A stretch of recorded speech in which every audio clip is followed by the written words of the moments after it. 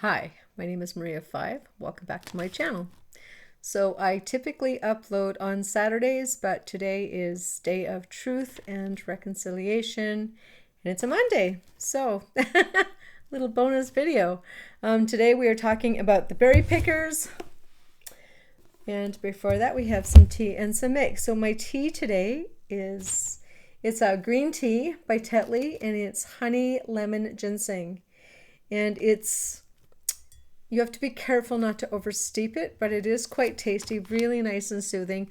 There is caffeine in green tea though, so you do have to be aware of that. It might not be the best choice for evenings before you're going to sleep, but it is a really nice tea, especially when it's a bit colder, a little bit cloudier, just a little bit more of a warmth, a comfort. So that's the tea. And then my makes today, I have a pair of earrings that I made 2 years ago, maybe. Yes, a bit of a native design. The half moons were purchased from like a bead store that did specialize in native beading. And then I have this, which my mom bought me, and it's Esta B. And this is a native, this was purchased in Edmonton, so I'm not exactly sure, but very cool. I always say I love dragonflies, dragons, and cats, so this is my dragonfly. Really pretty. And yes, today I'm wearing my Every Child Matters Orange Shirt Day. It's a Canadian federal holiday. Sadly, not everyone in Canada recognizes it, but hopefully that will change. It only started in 2021. But Day of Truth and Reconciliation, it's a very important day for Canadians, recognizing the wrongs that have been done, the survivors of residential schools, the people that never came home from residential schools, the whole attempted wiping out of a complete era. Like, just, yeah, it makes me cry. It's so sad. Anyway, along with that, then we have The Berry Pickers by Amanda Peters. And you want to know how you can read till 3:30 in the morning? Holy! This book, wow, it is a good read, a really captivating good read. This is Amanda Peters' debut. It's her first novel. Came out in 2023, and it is definitely something to sit up and take notice. And it will if you happen to pick it up at 10 o'clock at night. Holy. Yeah, so this is the story of a Micmac family from Nova Scotia, and they travel to Maine every summer and would pick berries. And this was a part of their income. They had a few other things that they generated income with, but this was a big part of their income, as the whole family would travel down in the truck and pick berries for the summer. So there is the mom and dad. Ben is the oldest, and then May, and then Charlie, and then Joe, and then Ruthie. And at 4 years old, Ruthie goes missing. And there's this big search, and she never turns up. And of course, I mean, everyone's pretty distraught.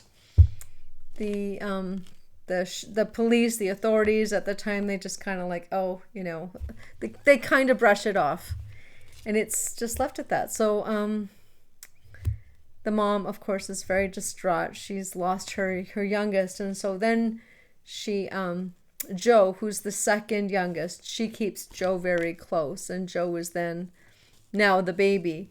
And so a lot of this is told from Joe's point of view, and he feels responsible because Joe and Ruthie were together having lunch, eating sandwiches, and he kind of waves her goodbye and takes off, and then all of a sudden she's gone, and nobody really knows what happens. And the other side of this book is told by Norma, who was Ruthie, except she doesn't know it. She was kidnapped, but not a bit like taken into a home, a white family, and the mom, it doesn't actually say how many babies she had, but she had and lost a lot of babies and was very distraught. Postpartum blues really badly, and of course it gets worse with every time. She's very fragile. She gets lots of headaches. So Ruthie is 4 when she is taken, and she never really understands what's going on. She's lied to. She's told that she was one of them. They had a house fire and everything burned down, which is why there's no pictures. And it's this whole coming to terms of her with her, like she figures out that she's not theirs. They tell her, oh yeah, it's a kickback from genetics, you know, Italian blood. And then she figures out her earlobes. Her earlobes are like, they're not attached, and her parents have them. And now you're going to be looking at everyone's earlobes, but there are people whose earlobes are actually attached to the side here. And then people who don't. Mine obviously are not, but there are people who are. Anyway, the genetic line is that if there are 2 people, a male and female that have attached earlobes, the odds of them having a child with earlobes that are not attached is extremely low. It's not impossible, but it's extreme. She figures it out. She figures she's adopted. She never figures for a million years that she has been taken, been kidnapped. So it's her growing up in this rather austere household.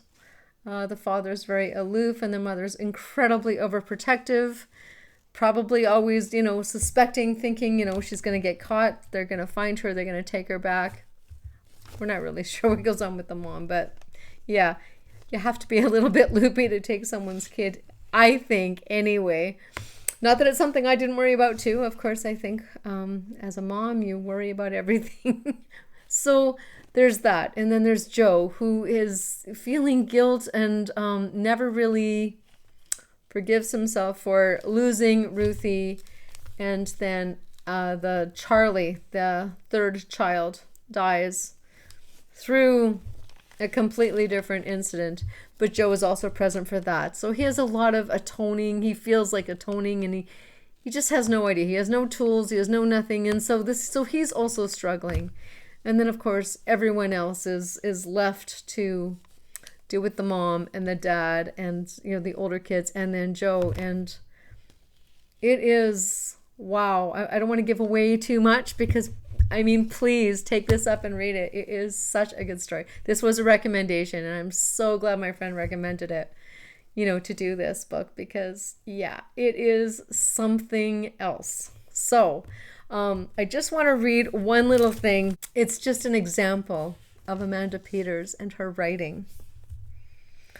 We could hear the carnival and see the neon bruise, the neon lights punched in the sky. Wow. If that's not an amazing image, it is just really good writing, a good story. And I have never been to Nova Scotia, I will say. But I did spend my early years in Southern Ontario. And so I have a feel for those bright colors and all the trees and the forest. Like I have an appreciation of that. So a little bit, I'm sure not much, but a little bit. So there is that. So that was her first book. She has another book out this year, 2024, called Waiting for the Long Night Moon, which I am pretty sure I'm going to give a shot. This book just was such a good read. So taking a peek, please do, and let me know in the comments if you enjoyed it, if you agree with me, and we'll see you next Saturday. Thank you so much for joining me. Bye-bye.